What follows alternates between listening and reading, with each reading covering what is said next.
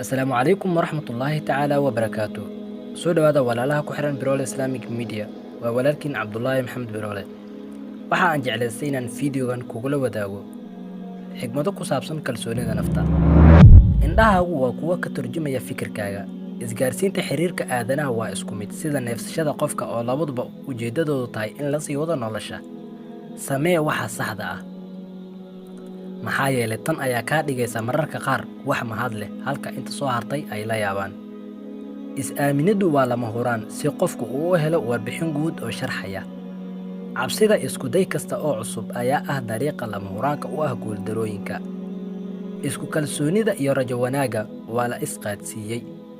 Dadka aan weligood qalad samayn waa kuwa aan weligood wax baran. Haddii aad naftaada ku kalsoon tahay waxaad ku dhiirigelin doontaa dadka kale kalsoonida. Kadhig fashilkaaga bilow cusub. Kalsoonida xad dhaafka ahi waxay keenaysaa khatar. Isku dayga inaad ka soo kacdo deerta ayaa ka wanaagsan in cagta lagu mariyo marka aad dhulka jiiftid. Su'aashu ma ahan sidee dadka ku arkaan, laakiin su'aasha ayaa ah sideed u aragtaa naftaada.